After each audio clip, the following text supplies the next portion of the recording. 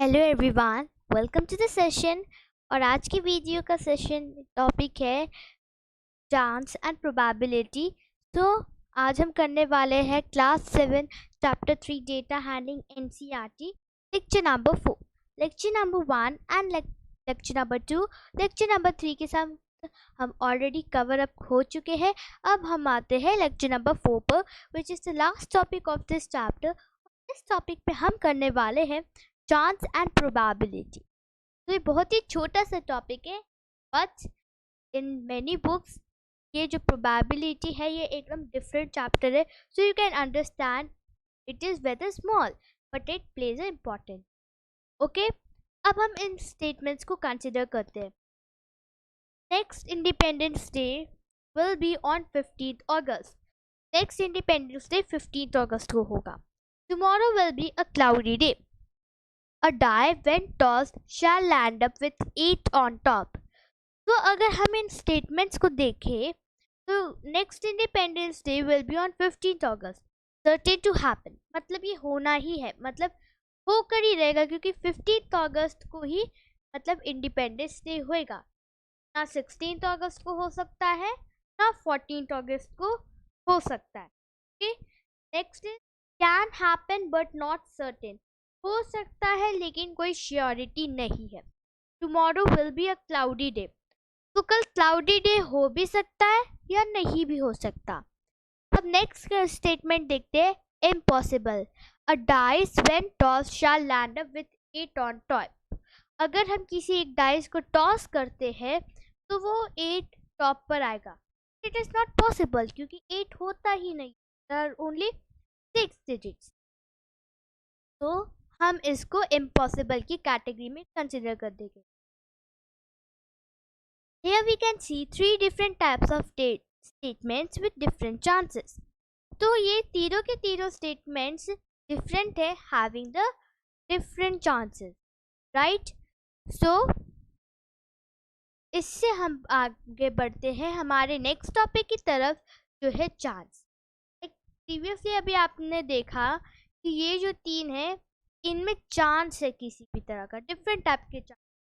किसी में होना ही है, किसी में हो सकता है, नहीं हो सकता, और कोई हो ही नहीं सकता, impossible. Okay, so chance is the occurrence of events in the absence of any obvious intention or cause. It is the possibility of something happening. तो chance हम events का occurrence देखते हैं, the absence of intention cause. It is, अगर simple words में देखें, so it chance is the possibility of something happening. Okay, ये भी बहुत ही सिंपल सा डेफिनेशन, लेकिन अगर हम बुकिश लैंग्वेज में देखें तो ये है definition, chance is the occurrence of events in the absence of any obvious intention और कॉज। ओके, तो आई होप आपको ये चांस समझ आ गया है। अब इसी चांस हम कुछ स्टेटमेंट्स को कंसिडर करते, सॉल्व करने की। Tell whether the following is certain to happen, impossible, can happen but not certain। तो हमें इन 5 सेंटेंस जो हमें दिए हुए हैं इनमें से हमें बताना कि कौन सा होगा, मतलब कौन सा होगा, कौन सा नहीं होगा बिल्कुल भी, और कौन सा हो भी सकता है या नहीं भी हो सकता। तो लेट्स स्टार्ट। तो पहला है the sun is coming up from the west. अब आप सभी को पता है सन जो है वो ईस्ट से आता है, तो ये पॉसिबल ही नहीं है सन जो है वो वेस्ट से आए। So we will consider it as the impossible, ठीक है। So let me write it, impossible, बस आई लिख देती हूँ impossible के लिए। फिर है an ant growing to 3 meter height। अब एक एंट 3 मीटर की हाइट तक बढ़ रही है। अब ये तो ऑफ कोर्स बिल्कुल भी पॉसिबल नहीं है कि कोई भी एंट 3 मीटर की हाइट तक बढ़ ही नहीं सकती, राइट। तो ये हो जाएगा इम्पॉसिबल, ठीक है। फिर है if you take a cube of larger volume its size will also be larger. तो अगर हम एक क्यूब लेते हैं ऑफ द लार्जर वॉल्यूम, तो इसका साइज, साइज नहीं, साइज है, this size, really sorry about it, ये है साइज। अगर हम लार्जर वॉल्यूम का क्यूब लेते तो उसका साइज भी बड़ा होगा। तो इट इज ट्रू कि हो जाएगा सर्टेन टू हैपन, मतलब हैपन नहीं लिख सकते, सर्टेन ही लिख दो आप। इम और कैन हैपन को भी इसमें हैपन आप कट कर सकते हो, ठीक है। तो ये हो जाएगा सर्टेन टू हैपन की कैटेगरी, सर्टेन है, ठीक है।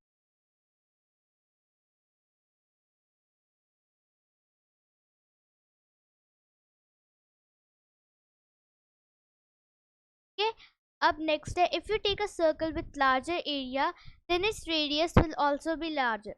अगर हम एक सर्कल को लेते हैं, एक ये मान लो और ये मान लो, तो ये छोटा है तो इसका रेडियस छोटा होगा, अगर ये बड़ा है तो इसका भी रेडियस बड़ा ही होगा।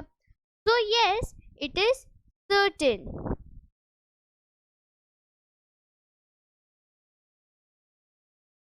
ठीक है, is certain. India winning the next test series. अब इंडिया जो है वो नेक्स्ट टेस्ट सीरीज को विन कर, this will come to the category of can happen but not certain, can happen, ठीक है। अब ये कैन हैपन की कैटेगरी में क्यों आएगा, क्योंकि हम श्योर नहीं है कि वो होगा या नहीं होएगा, ठीक है। वो इंडिया जो है वो नेक्स्ट एक सीरीज को जीत भी सकता है, हार भी सकता है, right. So we are not certain about it, so here you might be thinking are but it। अब है टॉस ऑफ कॉइन। अगर हम एक कॉइन को थ्रो करते हैं तो उसमें दो पॉसिबल आउटकम्स होते हैं ना, पहला होता है हेड और दूसरा होता है टेल, ये हम सभी को पता है। तो इसमें कोई भी फिक्स पैटर्न नहीं होता, जैसे ये जो आदमी है ये कॉइन को टॉस कर रहा है, ठीक है। अब इस कॉइन को जो ये टॉस कर रहा है तो कभी वो हेड भी आ रहा होगा, कभी वो टेल भी आ रहा होगा, तो हमें उस चीज की गारंटी नहीं है कि वो हेड आ रहा है या फिर टेल आ रहा है, ओके। तो we do not have any guarantee about कि कौन सा सर्टेन है कौन सा नॉट सर्टेन है, राइट। और सिमिलरली अगर हम एक डाइस को थ्रो करते हैं तो उसमें 6 पॉसिबल आउटकम्स है, 1 2 3 4 5 और 6। जैसे जब हम वो कॉइन को टॉस करते हैं तो उसमें दो पॉसिबल आउटकम्स होते हैं, हेड और टेल, लेकिन इसमें 6 पॉसिबल आउटकम्स है, 1 2 3 4 5 और 6।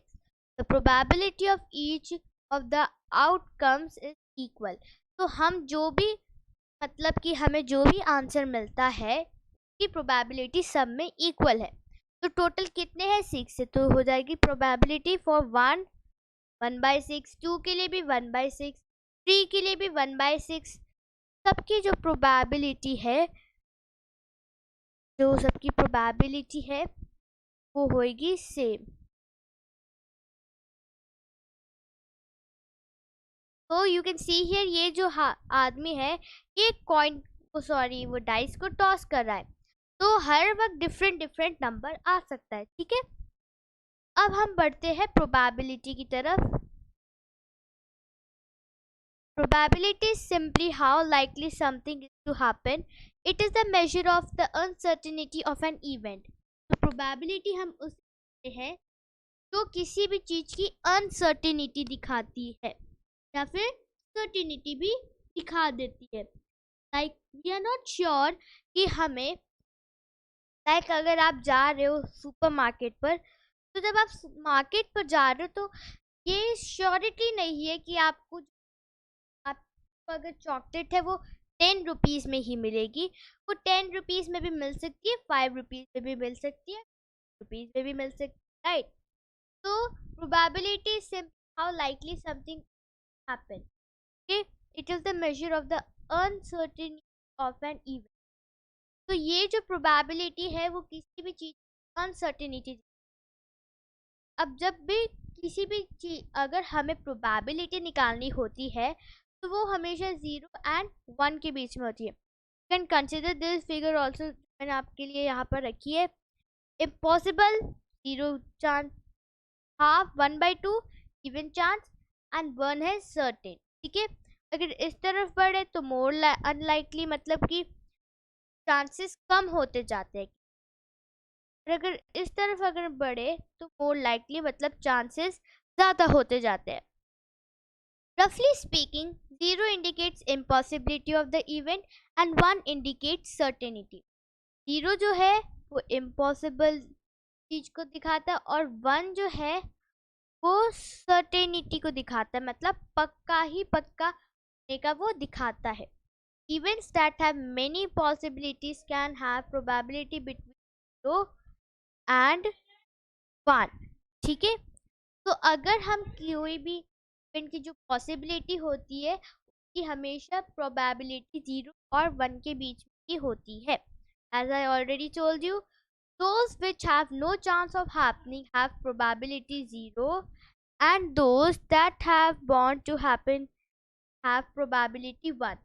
अब जो भी चीज होती है, जब भी चांस अकर होते हैं, जिनमें 0 आता है मतलब वो नहीं होगा, और जिसमें 1 आता है वो होगा। ओके, तो अब हम बढ़ते हैं फॉर्मूला की तरफ। अब जब हमें प्रोबेबिलिटी निकालनी होती है तो प्रोबेबिलिटी के फॉर्मूला भी पता होना चाहिए। तो probability equals to number of favourable outcome divided by total number of favourable outcomes. अब आपको समझ नहीं आ रहा है? It's very simple, let me explain. अगर हम एक मतलब कि कॉइन को टॉस करते तो उसकी क्या प्रोबेब हेड और टेल आती है। ठीक है, दो पॉसिबिलिटीज होती है और both have equally likely to be obtain. दोनों, कभी हेड भी आ सकता है कभी टेल भी आ सकता है। ठीक है, तो हेड आने की कितनी आउटकम्स है? We are unsure and for tail also same. तो जब हमें बदिया नहीं हो, तो अगर जब भी हम कॉइन टॉस करते हैं तो हेड या फिर टेल आने की पॉसिबिलिटी 1/2 होती है फॉर ई। अगर मैं एक आपको एग्जांपल, सपोज आप जब भी एक बार अगर आप राउंड मतलब कि कॉइन टॉस कर रहे हो तो 50 टाइम्स आपका हेड आया है। ठीक है, तो 50 टाइम्स आपका क्या आया है? हेड आया है। तो आपकी हेड आने की कितनी पॉसिबिलिटी हुई? हेड आने की आपकी पॉसिबिलिटी हुई e बाय 100, क्योंकि 100 टाइम्स आपने टॉस किया। ठीक है, अब आपको बोले टेल की पॉसिबिलिटी क्या हुई। अब हमें ये पता निकालना पड़ेगा ना कि टेल कितनी बार आया, राइट। तो टेल की पॉसिबिलिटी के लिए हम जैसे 50 बार हेड आए तो हम कर देंगे 100 माइनस 50। तो हमें क्या आंसर आता है? आंसर आता है 50। तो उसकी पॉसिबिलिटी क्या हुई? 50/100। ठीक है, मतलब हेड की भी पॉसिबिलिटी 50/100 हुई और टेल की भी पॉसिबिलिटी 15/100 हुई। तो टेल का ये हो गया और हेड का ये हो गया। आई hope you all understood this. अब सेम यहाँ डाइस में भी क्या पॉसिबिलिटी होती है? एक डाइस में 6 नंबर्स होते तो हर एक की प्रोबेबिलिटी क्या होगी? 6, right. 6 equally likely possible outcomes होते हैं, तो 1 2 3 4 5 6 में 1/6 की प्रोबेबिलिटी होती है। I hope you all understood what I am trying to tell you. Okay, अब हम एक क्वेश्चन की तरफ बढ़ते हैं। A dice is thrown 65 times and 4 appeared 21 times.